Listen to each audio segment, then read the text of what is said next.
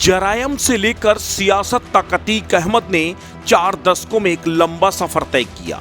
इसमें अतीक की फर्श से लेकर अर्श तक की कहानी छिपी है, लेकिन इसी कहानी में कई किरदार ऐसे हैं जिसने अतीक को बुलंदियों पर पहुंचाया और आखिरकार 14 सेकंड में उसे मिट्टी में मिला दिया।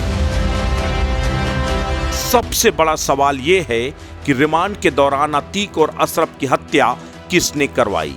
कौन चाहता था कि अतीक और अशरफ जुबान ना खोले? आखिर ऐसा कौन सा राज था जो अगर सामने आ जाता तो कहर ढा जाता? देखिए समाचार इन इंडिया की एक्सक्लूसिव रिपोर्ट। 13 अप्रैल को अतीक और अशरफ को प्रयाग में पेशी के लिए लाया गया, लेकिन उससे पहले ईडी ने प्रयागराज में अतीक के करीबियों के ठिकानों पर ताबड़तोड़ छापेमारी की। इसमें कई ऐसे नाम थे जो चौंकाने वाले थे, क्योंकि वो सभी शहर की मुअज्जिज हस्तियां थी। 90 के दशक में जब अतीक अहमद जरायम की पगडंडियां धीमे धीमे चढ़ रहा था, तब उसने अपने कई मददगार तैयार कर लिए थे। अतीक उनके लिए सुरक्षा घेरा तैयार करता था, अतीक उनके लिए राजनीतिक माहौल को मुफीद बनाता था, तो बदले में वो अतीक को राजनीतिक संरक्षण देते थे। इसी तरह अतीक ने माफिया, बिल्डर और राजनेताओं का एक बड़ा गठजोड़ खड़ा कर लिया। प्रयागराज के अलग अलग इलाकों में अतीक ने जमीनों में कब्जे किए। उन जमीनों में बिल्डिंग खड़ी करने का काम बिल्डरों को दे दिया। राजनेता, अथॉरिटी से लेकर पुलिस सब उसके लिए फील्डिंग सजाने लगे और देखते ही देखते पूरा नक्शा बदल गया। एक वक्त ऐसा आया जब किसी राजनेता को राजनीति में चमकने के लिए, चुनाव जीतने के लिए अतीक के सहारे की जरूरत पड़ने लगी और अतीक उनके लिए जरूरत बन गया। लेकिन कहते हैं ना, जरूरत जब बदलती है तो लोगों के वक्त भी बदल जाते हैं। कुछ ऐसा ही अतीक के साथ हुआ। एक वक्त था जब अतीक को इन्हीं राजनेताओं की जरूरत पड़ती थी, लेकिन फिर अतीक का वक्त बदला और अतीक राजनीति का सिकंदर बन गया। वो खुद 5 बार विधायक और 1 बार सांसद बना और अपने रुतबे को इतना बड़ा कर लिया कि बड़े बड़े रसूखदार भी उसके रुआब के आगे बौने पड़ गए। बस वहीं से शुरू हुआ अतीक के खात्मे का काउंटडाउन।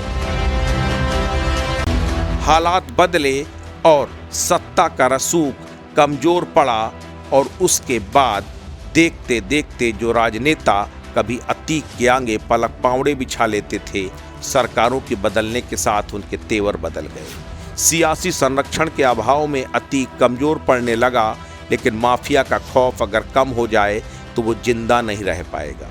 यही वजह थी कि अतीक ने उमेशपाल हत्याकांड को अंजाम दिया। दिन दहाड़े उमेशपाल को गोलियों से भूनकर ये बता दिया कि अतीक अभी जिंदा है, लेकिन दरअसल वहीं से अतीक की उल्टी गिनती शुरू हो गई। वहीं से ये तय हो गया कि अब अतीक और अशरफ ज्यादा दिनों के मेहमान नहीं। अतीक को उन तमाम पुराने सहयोगी और मददगारों से भी बदला चुकाना था जिन्होंने मुसीबत पड़ने पर अतीक से मुंह मोड़ लिया था। उसने इशारों में कह भी दिया कि अगर मैंने मुंह खोल दिया तो न जाने कितने लोग बर्बाद हो जाएंगे। बस यही डर अतीक और अशरफ को रास्ते से हटाने के लिए काफी था। आखिरकार रिमांड पेशी के दौरान महज 14 सेकंड में अतीक और अशरफ की जुबान को हमेशा हमेशा के लिए चुप करा दिया गया। प्रयागराज के नामी रियल एस्टेट कारोबारियों, चार्टर्ड अकाउंटेंट, अधिवक्ताओं और उद्योगपतियों के 15 ठिकानों पर ईडी ने पहले रेड डाली थी।